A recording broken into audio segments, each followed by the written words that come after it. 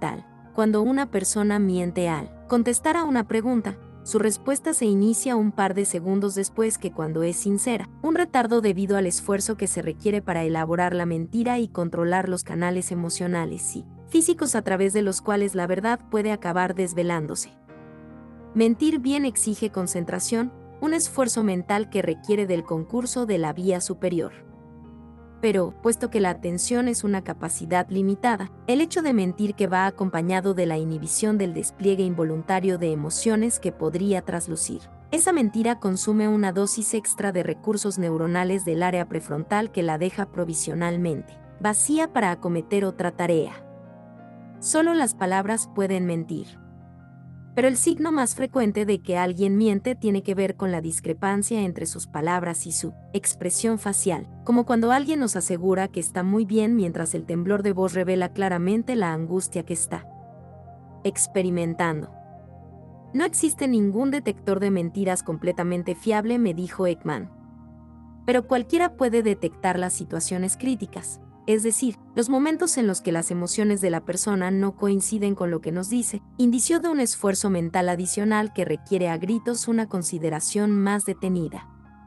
Y las razones de esa discrepancia pueden ser muy diversas, desde el simple nerviosismo hasta la más desvergonzada de las mentiras. Los músculos faciales y la decisión de mentir se hallan controlados, respectivamente, por la vía inferior y por la vía superior. Es por ello que, mientras estamos contando una mentira, nuestro rostro contradice lo que estamos diciendo. A fin de cuentas, la vía superior encubre, mientras que la inferior revela. Los circuitos de la vía inferior abren muchos caminos al puente neuronal silencioso que conecta nuestros cerebros. Son precisamente ellos los que nos ayudan a eludir los escollos que amenazan nuestras relaciones, contribuyendo a detectar también en quién podemos confiar y a quien debemos evitar y transmitiendo contagiosamente nuestros sentimientos. El amor, el poder y la empatía. El poder desempeña un papel muy importante en el flujo interpersonal de la emoción. Aunque no resulte posible calibrar el poder relativo de los integrantes de una pareja, siempre es posible estimarlo aproximadamente en términos prácticos diciendo que el miembro más poderoso es el que menos esfuerzo debe hacer por cambiar y aproximarse al otro. En el caso de una relación amorosa, el miembro más poderoso es el que más influye en el modo en que el otro le siente o se siente a sí mismo y el que más cosas tiene que decir a la hora de tomar decisiones conjuntas sobre cuestiones económicas o aspectos de la vida cotidiana como, por ejemplo, ir o no a una fiesta.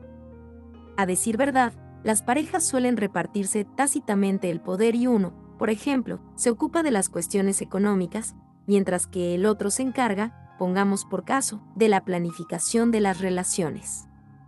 Por otra parte, y, en lo que respecta al dominio global de las emociones, el miembro menos poderoso es el que se ve obligado a realizar los mayores ajustes internos para converger emocionalmente con el otro. Estos ajustes son más evidentes cuando uno de los miembros asume deliberadamente una actitud emocionalmente neutra, como sucede en el caso de la psicoterapia. Desde la época de Freud, los psicoterapeutas han advertido que su cuerpo reproduce las emociones que experimentan sus clientes. No es de extrañar que, cuando un cliente evoca un recuerdo doloroso o se siente aterrado por un recuerdo traumático, al terapeuta se le humedezcan los ojos o experimente en su propio estómago la emergencia del miedo. Freud señaló que el hecho de conectar con su propio cuerpo proporciona a los psicoanalistas una ventana para asomarse al mundo emocional de sus clientes. Mientras que la mayor parte de la gente puede registrar las emociones que se expresan abiertamente, los grandes psicoterapeutas han aprendido a dar un paso más allá y conectar con matices emocionales que sus pacientes ni siquiera han permitido que aflorasen a su conciencia. Casi un siglo después de que Freud descubriese esas sutilezas, los investigadores han empezado a desarrollar un método para detectar los cambios fisiológicos simultáneos que ocurren de continuo durante una conversación. El avance vino de la mano de la aparición de nuevos métodos estadísticos y ordenadores que permiten a los científicos analizar la extraordinaria cantidad de datos, como el ritmo cardíaco y similares, que tienen lugar durante una determinada interacción. Estos estudios han puesto de relieve que, durante una discusión de pareja, el cuerpo de uno de los implicados tiende a imitar los cambios que acontecen en el otro. No creo que nadie se asombre de que la ciencia haya descubierto recientemente que, cuanto más avanza una discusión, más se exacerban los sentimientos de ira, pena y tristeza. Más interesante fue lo que hicieron ciertos investigadores de la relación de pareja: grabar en video una discusión e invitar luego a desconocidos a visionar las grabaciones y conjeturar las emociones que estaba experimentando uno de los participantes. El hecho es que, cuando esos voluntarios esbozaron sus opiniones, su respuesta fisiológica se asemejaba a la del miembro del que se ocupaban.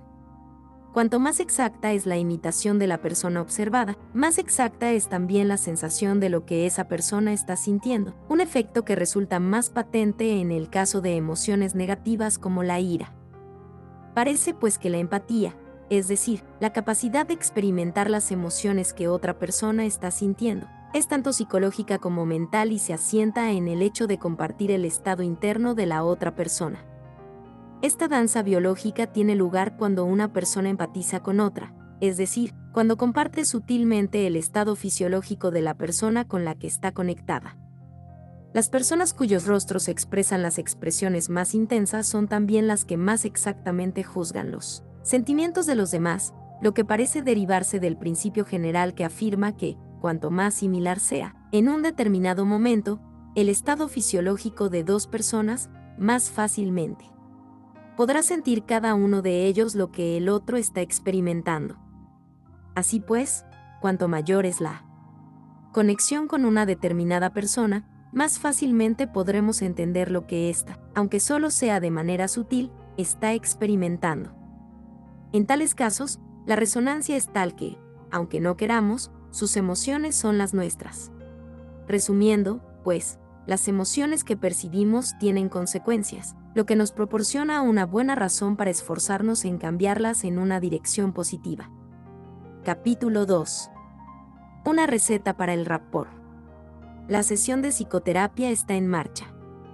El psiquiatra está tenso y permanece formalmente sentado en su butaca, mientras su paciente yace tumbada y abatida sobre un sofá de cuero.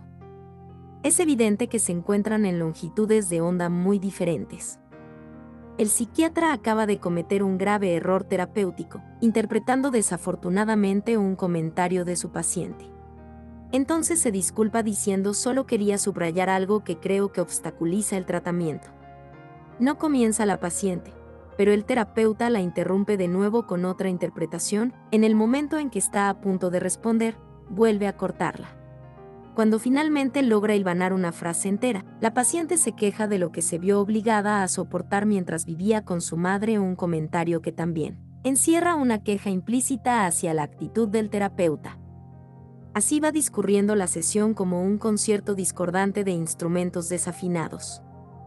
Veamos ahora lo que sucede en otro entorno psicoterapéutico, en un momento de rapport especialmente intenso.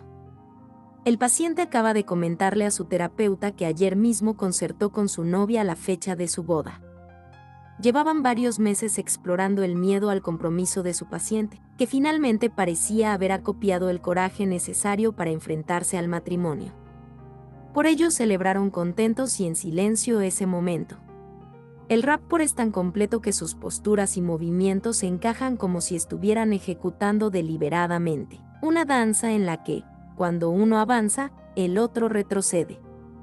Las grabaciones en vídeo de estas sesiones de terapia muestran un par de cajas metálicas rectangulares apiladas, a modo de los componentes de un equipo estéreo, de los que salen cables que se hallan conectados a uno de los dedos del terapeuta y de la paciente y que se encargan de registrar los cambios sutiles de sus respuestas de sudoración durante toda la sesión. Estas sesiones se grabaron durante una investigación destinada a poner de manifiesto la danza biológica que subyace a nuestras interacciones cotidianas. En los vídeos de esas sesiones psicoterapéuticas, la respuesta fisiológica aparece bajo cada uno de los implicados como una línea ondulada, azul para el paciente y verde para el terapeuta, que oscila al ritmo de la emergencia y desaparición de las emociones. El vídeo correspondiente a la primera sesión constituye la imagen misma de la desconexión y se parece al vuelo nervioso de dos pájaros que van cada uno por su cuenta. En la segunda sesión, no obstante, las líneas parecen ejecutar una danza coordinada que se asemeja al vuelo de una bandada de pájaros y refleja la sintonía fisiológica que acompaña al rapport. Este ejemplo ilustra los sofisticados métodos utilizados hoy en día para estudiar la actividad cerebral, de otro modo invisible, que subyace a nuestras relaciones interpersonales. Aunque la respuesta de sudoración pueda parecer ajena al funcionamiento cerebral, la comprensión de lo que sucede en el sistema nervioso central nos permite aventurar los correlatos neuronales que subyacen a esa especie de tango interpersonal. Este estudio fue llevado a cabo por Karl Marcy, psiquiatra de la Facultad de Medicina de Harvard, que llevó consigo el equipo de monitorización a la consulta de varios terapeutas voluntarios del área de Boston. Marcy ha reunido a un grupo selecto de investigadores pioneros que han descubierto métodos muy ingeniosos para ir más allá del cráneo que hasta entonces constituía una frontera infranqueable de la ciencia del cerebro. Tiempo atrás, la neurociencia solo podía centrarse en el estudio del funcionamiento de un solo cerebro, pero, en la actualidad, está en condiciones de analizar simultáneamente el funcionamiento de dos cerebros, poniendo de relieve la danza neuronal en la que están implicados. Los datos de las investigaciones realizadas por Marcy le han permitido esbozar lo que él ha denominado el logaritmo de la empatía. Es decir, una expresión matemática que expresa la interacción concreta existente en la respuesta de sudoración de dos personas en el momento especial del rapport en el que uno se siente comprendido por el otro. El resplandor de la simpatía ** en castellano en el original. N del T. Recuerdo haber experimentado este tipo de rapport cada vez que, siendo estudiante de psicología, entré en el despacho de Robert Rosenthal, profesor de estadística de Harvard.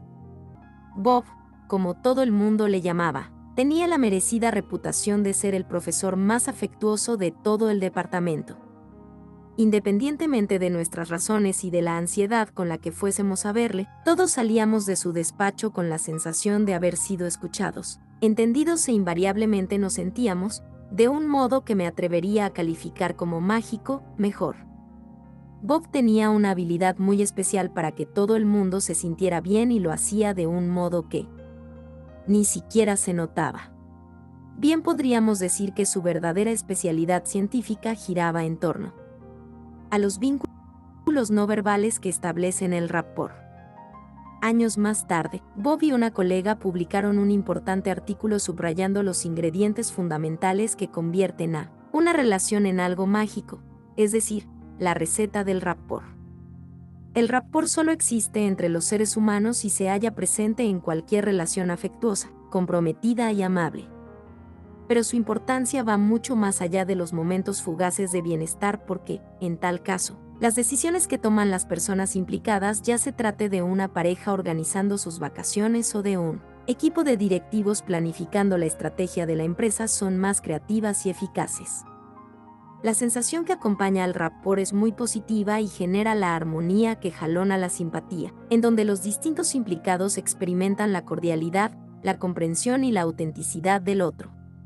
Aunque solo sea de un modo provisional, se trata de una sensación que fortalece los vínculos interpersonales.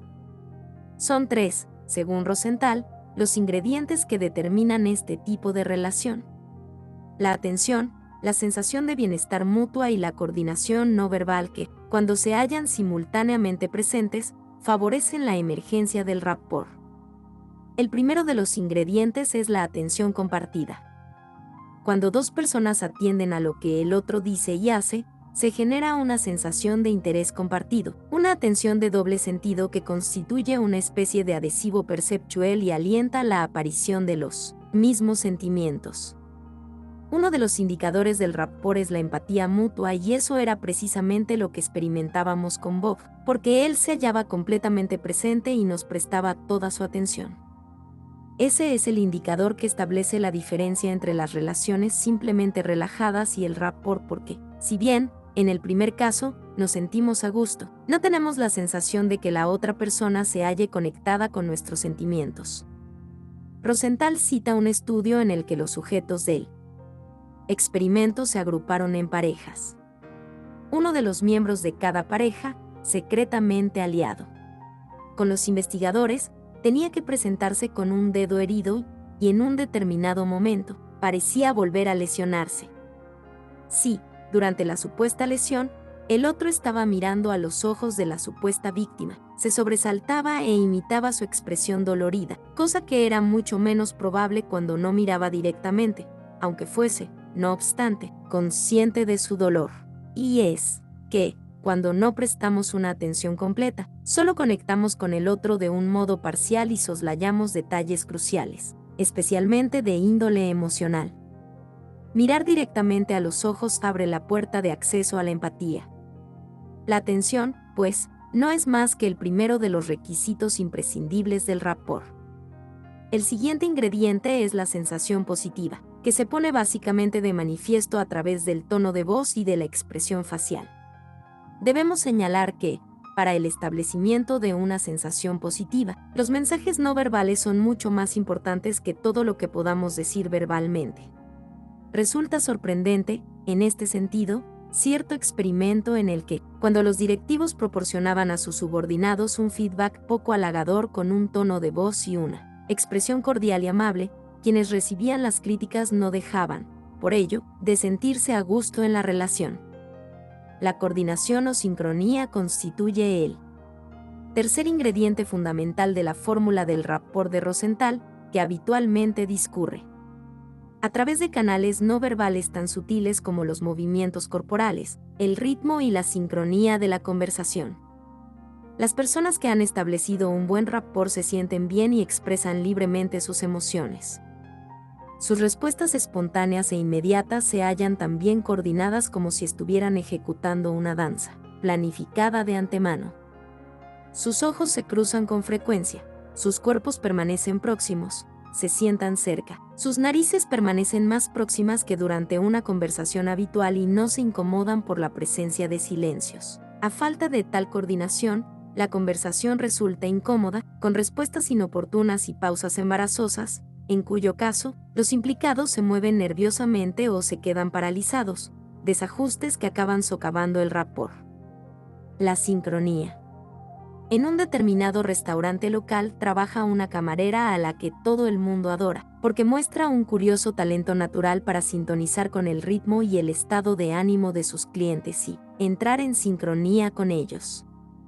Es silenciosa y discreta con el hombre taciturno que consume lentamente su refresco en la mesa de la esquina, pero se muestra extravertida y sociable con los ruidosos trabajadores de una empresa vecina que han venido a comer y se vuelca por completo al atender la mesa de la joven mamá, fascinando con una cara divertida y un par de chistes a sus dos hijos hiperactivos. No es de extrañar que todo el mundo se lo agradezca con una generosa propina. Esa camarera tan diestra en captar la longitud de onda de sus clientes ilustra perfectamente los beneficios interpersonales de la sincronía. Y, cuando mayor es el grado de sincronía inconsciente existente entre los movimientos y gestos que tienen lugar durante una determinada interacción, más positivamente se siente y recuerda el encuentro. El poder sutil de esta danza se puso claramente de manifiesto en un ingenioso experimento con estudiantes de la New York University que se ofrecieron como voluntarios para lo que suponían que se trataba de un nuevo test psicológico. Los sujetos debían evaluar una serie de fotografías ante otro estudiante que, confabulado con los investigadores, sonreía, se mantenía serio, movía nerviosamente el pie o se frotaba el rostro. Hiciera lo que hiciese el sujeto aliado con los investigadores, el voluntario tendía a imitarle. Así, por ejemplo, cuando aquel se frotaba el rostro o esbozaba una sonrisa, provocaba en el sujeto el mismo tipo de respuesta. La minuciosa entrevista que siguió al experimento dejó muy claro que los voluntarios no tenían la menor idea de haber estado sonriendo o sacudiendo miméticamente su pie ni tampoco habían sido conscientes de la danza gestual en la que acababan de participar. Cuando, en otra de las facetas del mismo experimento, el entrevistador imitaba intencionalmente los movimientos y gestos de la persona con la que hablaba no les resultaba especialmente grato, pero la cosa era completamente distinta cuando los imitaba de manera espontánea. A diferencia, pues, de lo que suelen afirmar libros muy populares al respecto, responder deliberadamente a alguien imitando los movimientos de sus brazos o asumiendo su postura, por ejemplo, no favorece el rapport. En este sentido, la imitación mecánica y fingida parece hallarse completamente fuera de lugar. Los psicólogos sociales han descubierto una y otra vez que, cuanto más naturalmente coordinados, es decir, cuanto más simultáneos, al mismo ritmo o armonizados de cualquier otro modo se hallen los movimientos de las personas que se relacionan, más positivos son sus sentimientos. El mejor modo de percatarnos de ese flujo no verbal consiste en observar una conversación entre dos amigos, desde una distancia que no nos permita escuchar lo que están diciendo, en cuyo caso, asistimos a una elegante danza de la que también participa él. Contacto ocular. Es interesante señalar, en este último sentido, que cierto coach de teatro familiariza a sus discípulos con esta danza silenciosa visionando películas en las que el sonido, sin embargo, permanece desconectando. La ciencia actual dispone de herramientas que actúan como una especie de lupa que pone de manifiesto aspectos que resultan invisibles al ojo desnudo, como la sintonía entre el ritmo respiratorio del que escucha y la emisión de aire del que habla. Los experimentos realizados en este sentido han puesto de relieve que, cuando dos amigos están hablando, su ritmo respiratorio se acopla, de modo que ambos respiran al mismo tiempo o que, cuando uno exhala, el otro inhala. La intensidad de esta sincronía respiratoria es mayor cuanto mayor es la proximidad entre los participantes y aumenta todavía más en los momentos en que ríen, ya que, en tal caso, comienzan casi en el mismo instante, mientras lo hacen, se sincroniza también su ritmo respiratorio. La coordinación constituye una especie de amortiguador social de los encuentros interpersonales y cumple con la función de lubricar los momentos más embarazosos, como las largas pausas, las interrupciones y las ocasiones en que ambos hablan simultáneamente. Es por ello que, aun cuando una conversación se desilvane o caiga en el silencio, la sincronía mantiene la sensación de relación, transmitiendo un mensaje tácito de acuerdo y comprensión entre emisor y receptor. A falta de esta sincronía física, la conversación requiere, para que los participantes se sientan cómodos, de una mayor coordinación verbal. Esto es algo que queda muy claro cuando, por ejemplo, las personas no pueden verse como sucede en una conversación telefónica o a través de un interfono, en cuyo caso las pautas verbales y la alternancia deben coordinarse más que en el caso de que los interlocutores se hallan físicamente presentes. La simple coincidencia de posturas constituye un elemento extraordinariamente importante del rapport.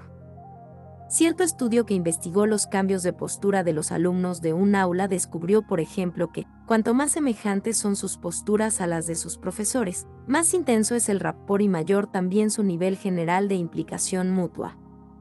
De hecho, la coincidencia passerelle constituye un indicador muy claro del clima emocional del aula.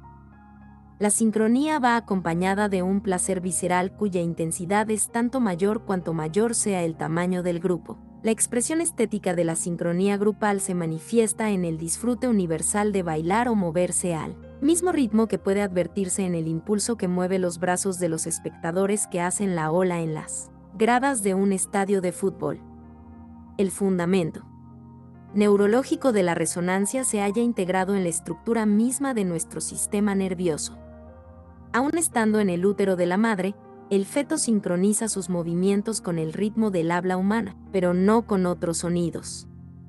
El niño de 1 año de edad sincroniza el momento y la duración de su parloteo infantil con el ritmo del habla de su madre y cuando el bebé se encuentra con su madre, o cuando dos extraños se ven por vez primera, la sincronía transmite el mensaje "estoy contigo", una forma implícita de decir "continúa, por favor", que mantiene el compromiso de la otra persona. Y, cuando la conversación toca a su fin, se alejan de la sincronía, enviando la señal implícita de que ha llegado ya el momento de concluir la interacción. Cuando, por otra parte, la interacción no alcanza la sincronía, es decir, cuando se interrumpen, de algún modo, no acaban de encajar, se genera un sentimiento negativo. Cualquier conversación discurre a través de dos canales: el superior, que transmite la racionalidad, las palabras y los significados, y el inferior, que opera a un nivel subverbal y expresa una vitalidad ajena a toda forma, manteniendo la interacción a través de la experiencia inmediata de la conexión. La sensación de conexión no depende tanto de lo que se dice como del vínculo emocional tácito más directo e íntimo. Esta conexión subterránea no es ningún misterio, porque siempre manifestamos nuestros sentimientos sobre las cosas mediante expresiones faciales espontáneas, como gestos, miradas y similares. Es como si, a un nivel sutil, estuviésemos manteniendo una conversación silenciosa que nos permitiera adivinar, entre líneas, cómo nos sentimos en la relación y ajustarnos así en consecuencia.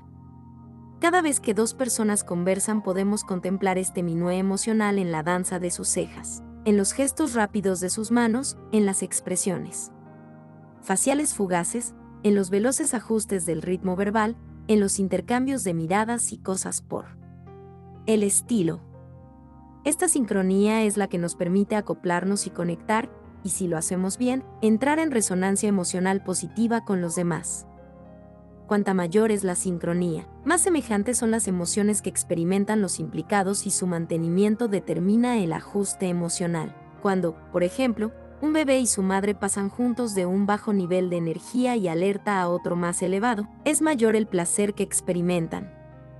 La misma capacidad de resonar de ese modo indica la existencia, aún en los bebés, de circuitos cerebrales subyacentes que convierten a la sincronía en algo muy natural. Los relojes internos. Pregúnteme por qué no puedo contar un buen chiste. Muy bien. ¿Por qué no puede? Porque carezco de sentido de la oportunidad.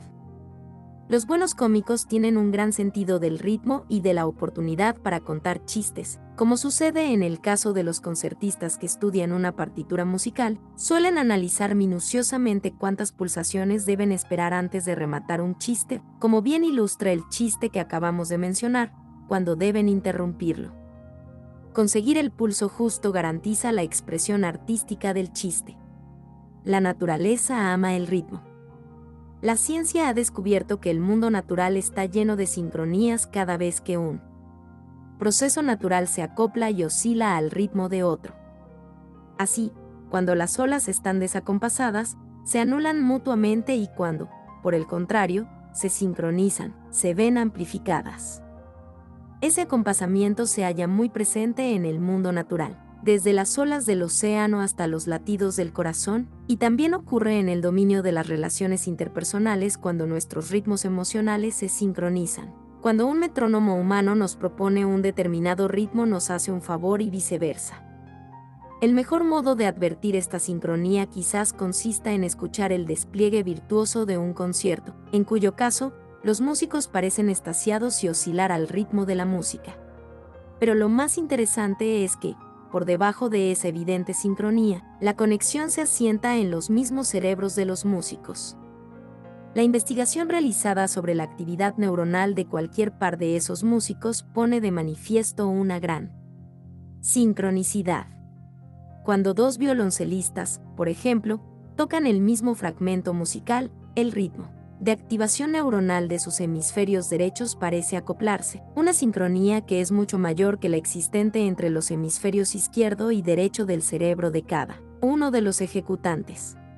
Para establecer ese grado de sintonía es necesario contar con el concurso de lo que los neurocientíficos denominan osciladores, es decir, sistemas neuronales que actúan como relojes que nos permiten llevar a cabo los ajustes y reajustes necesarios para coordinar su tasa de activación en función de la periodicidad de un determinado input, que va desde algo tan sencillo como el ritmo al que una amiga le da los platos que está lavando para que usted los seque hasta algo tan complicado como los movimientos de un pas de deux bien coreografiado. Aunque habitualmente demos por sentada esa coordinación, se han desarrollado elegantes modelos matemáticos para tratar de describir esta microrrelación. Esas matemáticas neuronales se aplican cada vez que sincronizamos nuestros movimientos con el mundo exterior, no solo con el mundo humano, sino también con el mundo físico, como ilustra perfectamente el portero que intercepta un balón lanzado a toda velocidad o el tenista que devuelve un saque a 150 km/h. Los matices del ritmo y la sincronía de la más sencilla de las interacciones son tan complejos como una improvisación de jazz. Si simplemente se tratara de algo tan sencillo como asentir con la cabeza, no habría motivos para sorprendernos, pero lo cierto es que las cosas son mucho más complejas. Consideremos las muchas formas en que nuestros movimientos se entremezclan. Cuando dos personas se hallan inmersas en una conversación, el movimiento de sus cuerpos parece replicar el ritmo y la estructura del discurso. El análisis fotograma a fotograma de una conversación revela que los movimientos de los implicados puntúan el ritmo de su conversación y que los movimientos de su cabeza y manos coinciden con las vacilaciones y los puntos de mayor tensión del discurso. Lo más sorprendente es que esta sincronización corporal y verbal tiene lugar en fracciones de segundo en un